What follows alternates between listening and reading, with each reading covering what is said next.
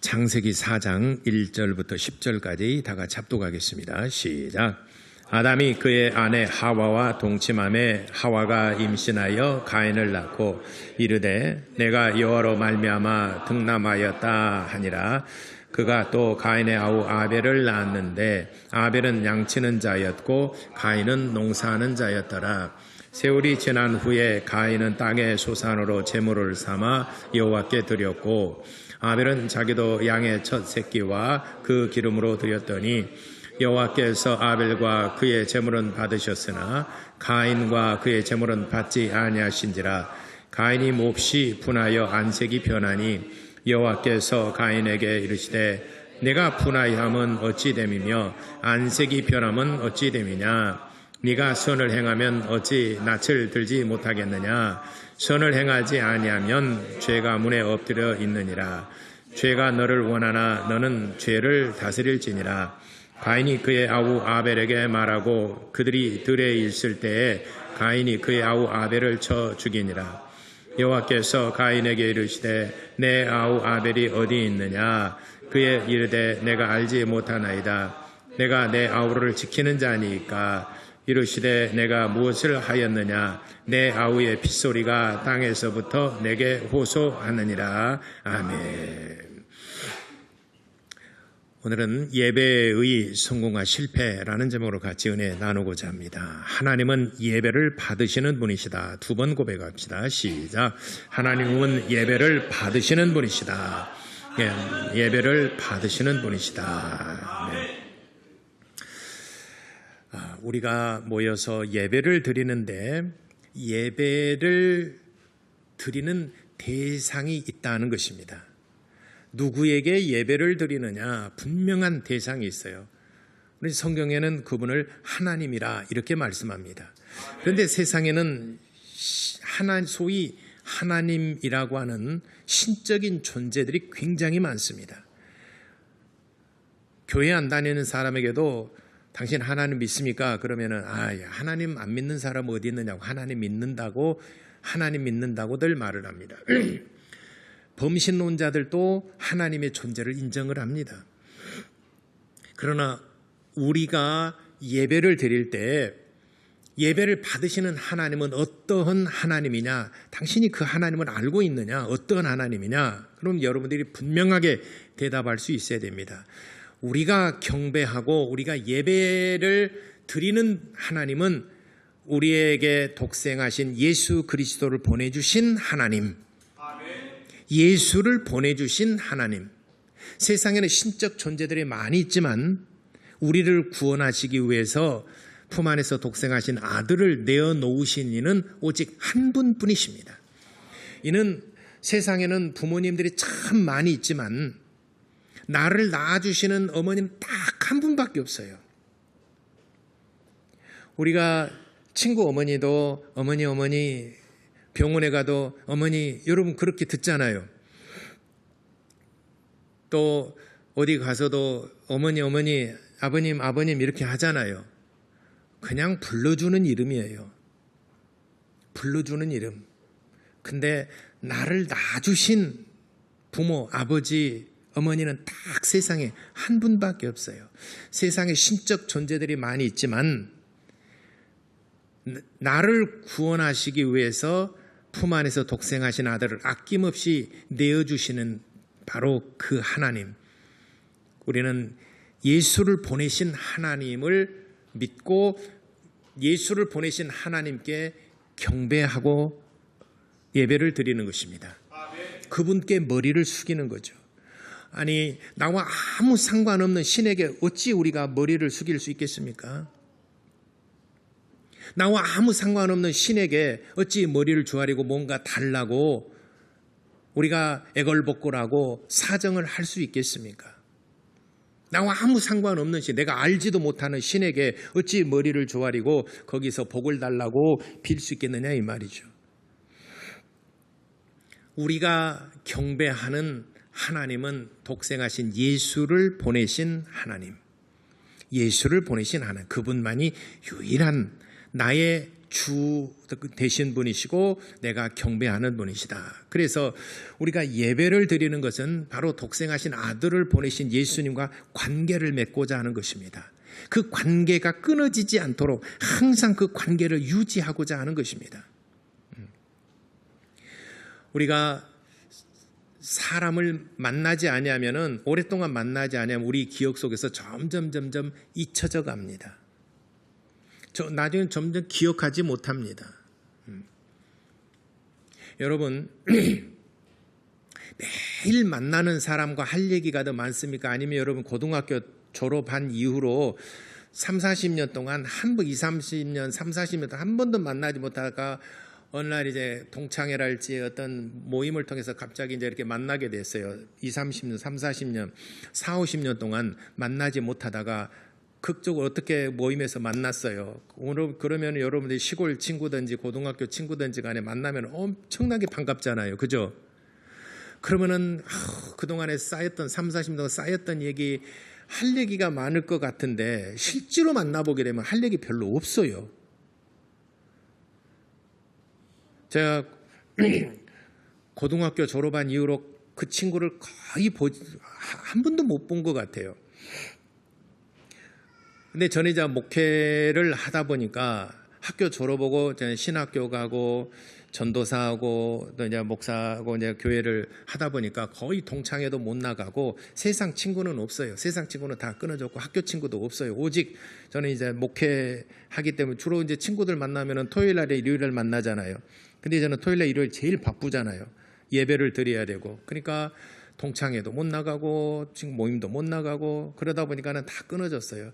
그 중에 제가 그 고등학교 3학년 때 우리 반이었었는데 그 친구가 나를 그렇게 보고 싶어서 나를 그렇게 수소문해서 찾으려고 해도 못 찾았대요. 그러다가 동창회 나가서 어찌 하다 보니까는 나병아가 목회를 하고 있다더라. 그래가지고 뭐 어떻게 수소문하고 어찌 해가지고 한 30여 년 만에 30 몇 년이 지나고 난 다음에 나를 찾았어요. 그리고 집으로 전화를 했나 봐요. 저는 없었는데 집으로 그때는 이제 062에 있잖아요. 집 전화번호에 집으로 전화를 했나 봐요. 그러니까 전화를 해서 이게 그 나병아 씨 전화가 그 집이 맞냐고. 그러니까 우리 아내가 전화를 받아고 맞다고. 그래 학교 이게 만나고 그런 거 같다고. 그래가지고 눈물을 글썽이면서 그 마음에 느끼면서 그러면서 내가 그 친구를 찾아서 뭐 했다고 이렇게 해서 어디서 사냐고 해서 주소 수소문해가지고 그래가지고 우리 교회까지 찾아왔어요. 제가 학교 다닐 때 그런 친구였었거든요. 교회까지 찾아. 그래 저랑 이제 연락이 됐어요. 그래서 그 친구한테 전화 왔다고 그래서 전화번호 달라고 그래. 전화번호 연락했더니 어디냐고 그래서는 요 주소 가르쳐 줬더니 단숨에 온대요. 그래서 왔어요. 그게 진짜 친했던 친구거든요. 와가지고 저도 이제 오랜만에 봤잖아요. 근데 저는 모습이 애나 지금이나 똑같은 것 같아요. 근데 그 친구는 머리도 좀 벗어지고 뭐 외모가 좀 달라져서 맞나 싶었더니 막 그 친구예요. 그래가지고 고등학교 졸업하고 처음 보고 너무 반가웠어요. 그래서 일단 우리 밥 먹었냐? 안 먹었대. 그래서 같이 밥 먹고 차 한잔 마시고 얘기하는데요. 호구조사하고 난 다음에 별로 할 얘기가 없어요. 누구 친구는 어떻게 지낸데 누구는 어떻게 지낸데 또 고등학교 친하게 친구 아무개 친구는 어떻게 지낸데 몇 마디 물어보고 나니까 할 얘기가 없어요. 그래서 저는 교회는 다니는데 내 와이프는 다니는데 자기는 안 다닌대요. 너도 교회 좀 다녀라. 그러고 난 다음에 또 할 얘기도 없어요. 그러고 나서 1시간 만에 헤어졌어요. 그 후로 오랫동안 또 안 봤어요. 근데 매일 만나는 내 아내는 할 얘기가 끊이질 않아요. 매일 만나는데도. 그리고 저는 이제 목회를 하니까 아내랑 같이 사역을 하잖아요. 집에도 같이 들어가고 같이 출근하고 같이 사역을 하고 같이 다니고 뭐 신방 갈 때는 같이 가고 그 교회 있을 때는 같이 교회에 있고 그러니까 거의 24시간 붙어서 지금 그렇게 살아갑니다. 거의 24시간 다 붙어서 살아가는데도 집에 들어가면요 또 할 얘기가 있어요. 때에 따라서는 자동차 안에서 마저 이 얘기하고 또 들어갑니다. 근데 오랜만에 만난 친구는 진짜 할 얘기가 많을 것 같아요. 진짜 만나보니까 할 얘기가 없더라고요. 여러분도 아마 그럴 겁니다. 오랜만에 시골에서 만난 친구 호구조사 끝나고 친구 근황 물어보고 난 다음에 할 얘기가 별로 없어요. 여러분, 하나님과 너무 멀어지면 하나님께 기도할 내용도 없어요. 하나님께 뭘 구하지? 하나님과 대화할 내용도 별로 없어요. 근데 하나님과 늘 정한 시간, 정한 장소에서 하나님께 기도하고 늘 하나님과 교제하고 관계를 맺고 늘 예배를 드리고 예배를 통해서 하나님과 가까워진 사람은 하나님께 할 얘기가 참 많아요. 이것도 하나님께 기도하고 하나님께 이것도 기도하고 또는 기분 나쁘고 또 아무개 때문에 조금 기분 상했을 때도 하나님 나 아무개 때문에 진짜 기분 상했어요. 오늘 하나님 내가 이거 때문에 나는 그렇지 않은데 이 친구가 이 아무개 집사가 이래가지고 정말 내 마음이 상했어요. 하나님 나 좀 위로해 주세요. 내가 정말 상처받았습니다. 관계를 회복시켜 주세요. 할 얘기 진짜 많아요. 하나님께 읽을 내용도 많고 저도 여러분 많이 읽었어요. 하나님 앞에. 하나님 나무개 때문에 나 진짜 힘듭니다. 그러니 하나님 내가 어떻게 할 수는 없고 하나님 성경의 로마서 12장에 13장에 말씀했지 않습니까? 네가 분을 품어도 네가 해결하지 말라고 네가 그를 위해서 원수를 위해서 네가 분노하지 말고 네가 기도하라. 그러면은 숯불을 그 머리 위에 쌓아둠과 같으리라. 저는 그 말씀 제일 좋아해요. 숯불을 그 머리 위에 쌓아둠과 같으리라. 그 말씀 생각하면서 막 기도합니다. 내가 기도할 때마다 숯불 하나 올리고 또 기도할 때마다 하나님 숯불 올리고 하나님 기도할 때마다 숯불 올리고 머리가 다 꼬실라져 버리고. 그러면요 기도하는 것이 재밌어요. 여러분도 혹시 여러분 마음속에 분한 마음이 있고 아무개 때문에 마음이 상하고 있습니까? 여러분 하나님 앞 다 잃어버리세요. 그러면은요 네가 그 원수를 갚으려고 하지 말아라. 내게 기도하라. 내가 갚아주리라. 그러면은 내가 갚은 것과 하나님이 갚아주신 것과 어느 것이 더 강도가 세겠어요? 우리가 갚아봤자 뭐 그랬잖아요. 앞으로 남고 뒤로 밑간다고. 이게 전 세계적으로 나가는 설교인데 밑간단 말 안 할라나 모르겠네. 앞으로 남고 뒤로 손해본다 이 말이죠. 근데 손해본 게 더 많아요. 결국은 보면은. 근데 내가 하나님 앞에 기도해서 하나님께서 나를 신원해 주시고 하나님께서 내 억울함을 갚아주시길 원합니다. 내가 기도만 하잖아요. 뭐 기도할 때마다 숯불을 그 머리 위에 하나씩 올려두고 기도할 때마다 숯불 이렇게 타오르는 숯불을 머리 위에다 올려놓고 계속해서 선풍기로 계속 바람 부르면서 계속 올려놓고 머리가 활라당 벗어져 버렸는데 까지든지. 설교가 좀 심했나? 그러니까 우리가 하나님과 관계를 맺고 더 가까워진 사람은 하나님께 할 말이 참 많습니다.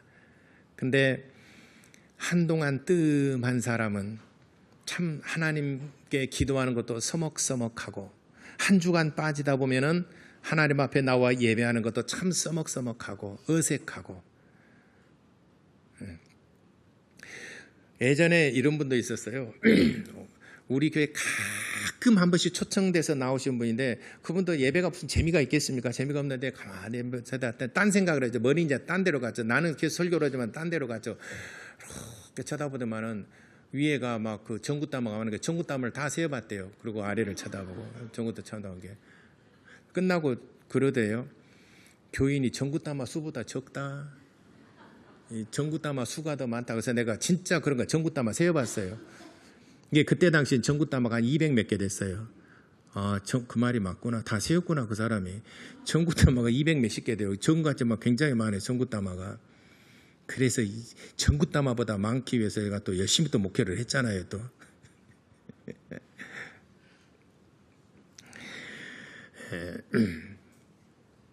가인과 아벨이, 아담과 하와가 가인을 낳고 또 아벨을 낳았습니다.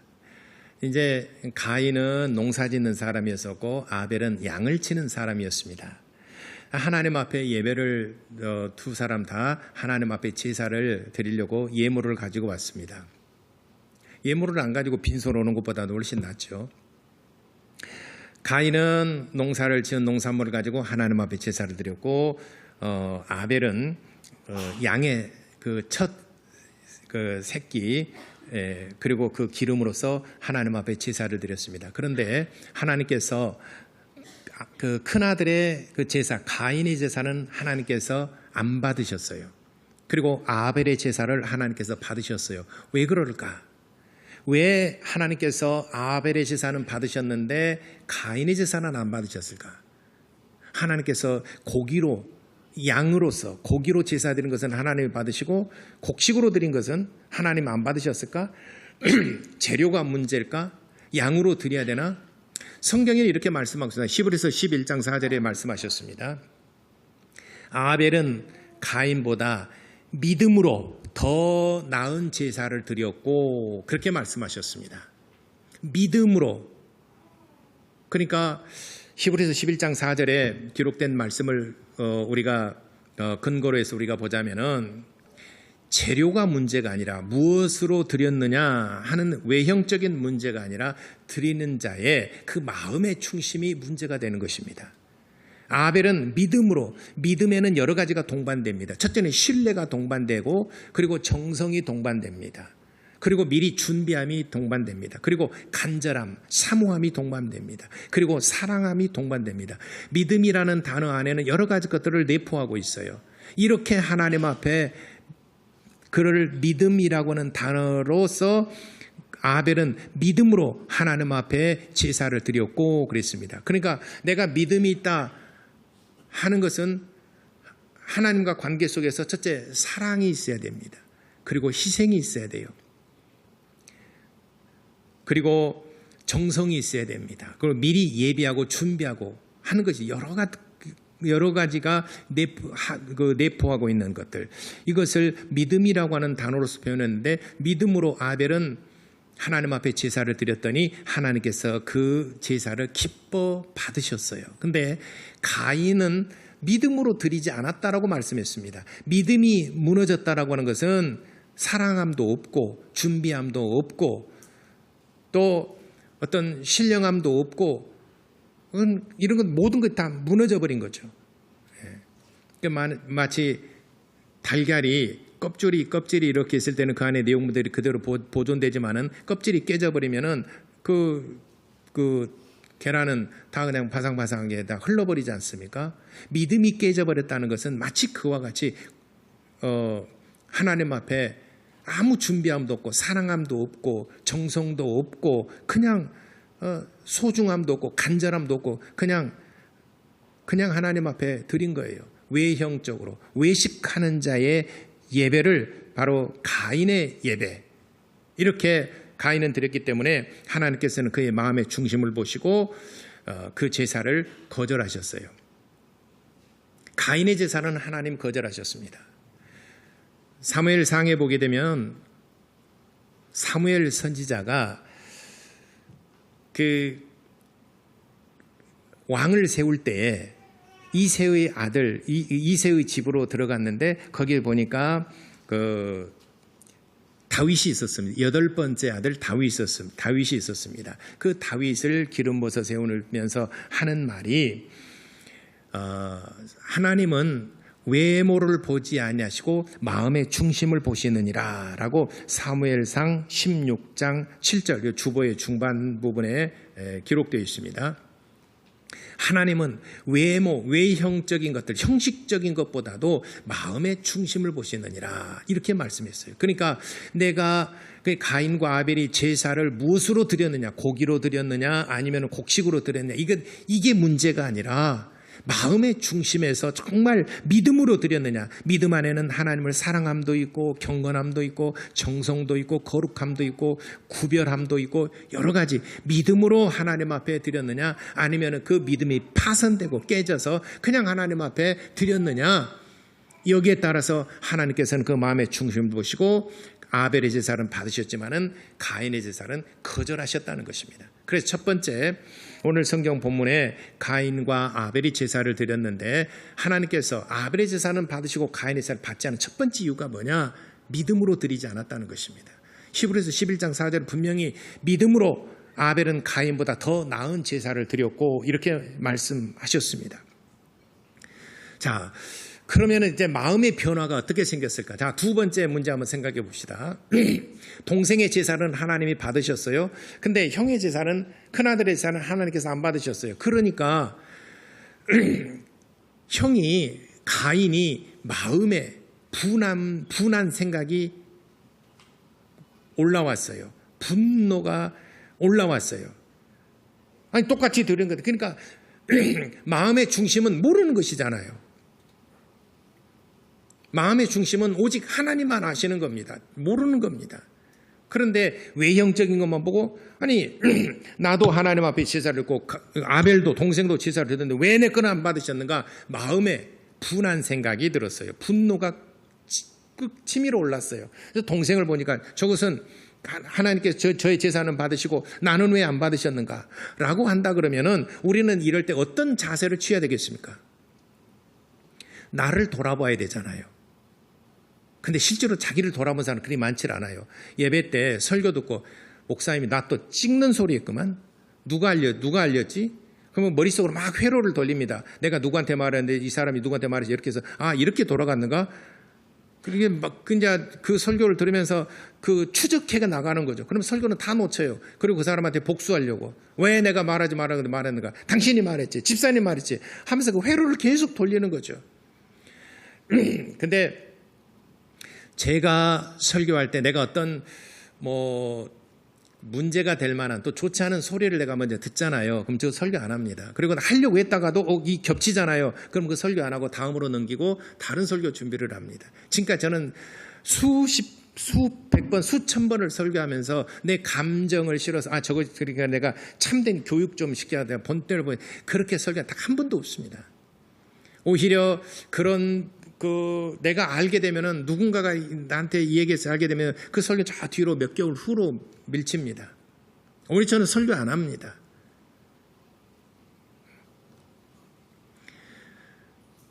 근데 그러니까 가인이 여기서 최선의 방법은 왜 내 예배를 안 받으셨을까라고 내 자신을 좀 돌아봐야 됩니다. 내가 믿음이 부족했나?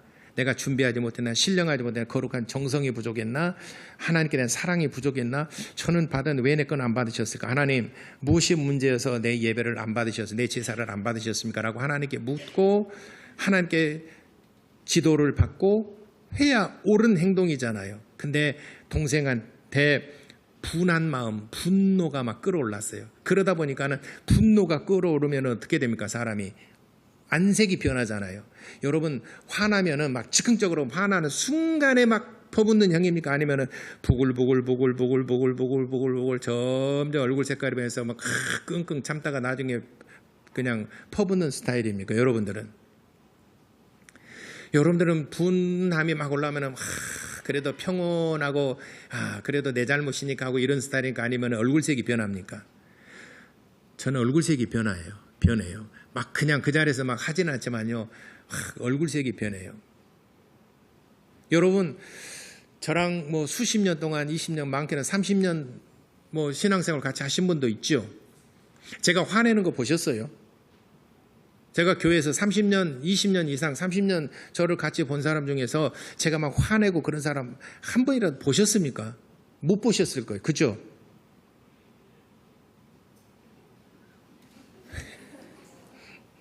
여기서 내가 봤다고 말이나 하겠습니까? 못 보셨을 거예요. 근데 여러분 이제 표정을 보고 나서 목사님 화나셨구나. 이렇게 아마 여러분들이 느끼시는 분도 꽤 있을 겁니다. 내가 막 그냥 분노는 안 하지만 그러나 하다 보니까는 찬바람 쌩쌩 불고 말수가 적어지고 그런 것도 여러분 느끼잖아요. 그래 나 화났으니까 조심들해. 그런 마음이 찬바람이 쌩쌩 불고 얼굴이 표정이 굳어지고 웃음기가 싹 사라지고 말수가 적어지고 내 얘기만 그런 것이 아니라 여러분도 그래요. 여러분도 교회에서 별로 기분 나쁘면 말수가 적어지고 교회도 잘 머무르지 않고 그냥 밥도 안 먹고 가더만요. 그래서 밥 안 먹고 간 사람들이 전부 다 지금 뭔가 불편한 사람들이 있어요. 바빠서 그러죠. 예. 여러분도 그러잖아요. 얼굴색이 변하잖아요. 가인도 얼굴색이 먼저 변했어요. 그러니까 하나님께서 물으셨어요. 가인아, 네 얼굴색이 변하면 어찌미냐? 라고 물으셨어요. 5절에 가인과 그의 제물을 받지 아니하신지라 가인이 몹시 분하여 안색이 변하였다. 얼굴 색깔이 변했다라고 그랬어요. 여호와께서 가인에게 이르시되 네가 분함이 어찌 됨이냐? 네가 왜 분노를 하고 네 얼굴색이 변하면 어찌 됨이냐? 네가 선을 행하였더라면 어찌 네가 낯을 들지 못하겠느냐? 가인아, 네가 지금 마음에 분해서 얼굴색이 변하고 금방이라도 뭔가를 일을 저지를 것처럼 네가 분노가 막 끓어오르는데, 가인아, 너는 죄가 네 문 앞에 엎드려져 있다. 그러니까 너는 죄를 다스려라. 너 분노를 좀 다스려라 라고 하나님께서 가인에게 경고하셨어요. 내가 분한 건 내가 안다. 그러면 너 좀 다스려라. 내 마음을 좀 추스리고 내 마음을 다스리고 분노가 막 끓어오르는 것을 내가 좀 잘 다스려라. 죄가 내 문 앞에 엎드려져 있느니라. 그러니까 분노는 죄를 들어오게 하는 문을 여는 것과 같은 겁니다. 분노하는 것은. 야고보서 1장 20절에 분내는 것, 화를 내는 것, 하나님의 의를 이루지 못하느니라. 분노하는 것, 화를 내는 것, 하나님의 의를 이루지 못하느니라. 그래서 말투가 막 얼굴이 사나워지고 막 이런 거, 하나님의 의를 이루지 못한다. 이 말은 하나님께서 함께 일하지 않겠다는 것입니다. 기쁨이 넘치고 감사하고 할 때 하나님께서 같이 하시는 것이지, 분노가 넘치고 막 그냥 짜증 섞이는 말 막 이러면 하나님께서 함께 하시지 않겠다. 의를 이루지 못한다는, 내가 너와 파트너로 함께 일하지 않겠다라고 하는 말이에요. 가인처럼 되는 겁니다.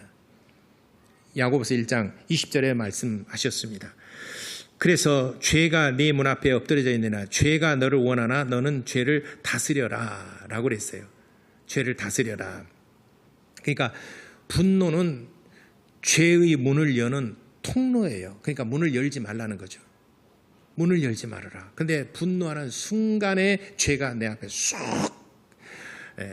그냥 한겨울에 찬바람이, 문을 열면 찬바람이 싹 들어온 것처럼, 분노, 내 마음이 분노하는 것은 분노하는 순간 죄가 내 문 앞에 싹 돌아요. 그러니까 죄가 내 문 앞에 바로 엎드려 있으니 너는 문을 열지 말고 죄를 잘 다스려라 했는데, 8절에 가인이 그 야후 아벨에게 말하되 그들이 들에 있을 때 가인이 그 야후 아벨을 쳐 죽이니라. 쳐 죽였어요. 형이 결국은 분노를 참지 못하고 아벨이 들에 있을 때 동생을 쳐 죽였습니다. 그러니까 하나님께서 찾아서 또 말씀하시면, 네 아우 아벨이 어디가 있느냐? 네 아우가 어디 있느냐? 내가 알지 못하네. 내가 동생이 어디 갔는데 내가 어떻게 알겠습니까? 그리고 내가 아벨을 지키는 자니까, 어디든 내가 따라다니면서 아벨아 너 조심해라, 너 조심해, 내가 그렇게 아벨을 지키는 자니까. 그러니까 하나님께서 네 아우의 핏소리가 땅에서부터 내게 호소하는 것을 내가 들었느니라. 그리고 이제 그러니까 두 번째는 이런 문제를 당했을 때, 하나는 제사를 받으시고 믿음의 문제에서 실패했을 때, 분노가 차오를 때, 여러분이 사역을 하고 일할 때 막 마음에 분한 마음이 있잖아요. 여러분 잘 다스리시기를 바랍니다. 분노는 죄가 내 안에 들어오는 통로가 되는 거예요. 분내지 마세요. 화내지 마세요. 울그락불그락 그냥 말을 툭툭툭툭 하지 마세요. 그러면 하나님께서 파트너로 안 삼으시겠다는 겁니다. 그리고 가인을 버리셨어요. 그리고 가인에게 말씀, 세 번째, 가인에게 이제는 책임을 물으십니다. 그 책임 뭐냐? 너는 평생 네가 땅에서 이게 농산물을 얻는 그런 농사꾼인데, 네가 땅을 갈아도 밭이 너에게 효력을 주지 못하리라. 땅을 갈아도 거름을 주고 내가 노력해도 결국에는 땅이 내게 효력을 주지 못한다라는 거예요. 그러니까 얼마나 이것이 불행입니까? 농사는 땅이 효력을 줘야 행복하고 부유하고 먹고 사는 일에 행복하지 않습니까? 사업하는 사람은 사업이 잘 돼야 그 돈도 벌고 그것으로 말하면 행복함을 느끼지 않습니까? 직장인들은 직장 안에서 서로 동료들 간에 서로 화목하고, 그리고 내가 때가 되면 진급도 하고 월급도 받고 가정을 이루는데 행복하지 않습니까?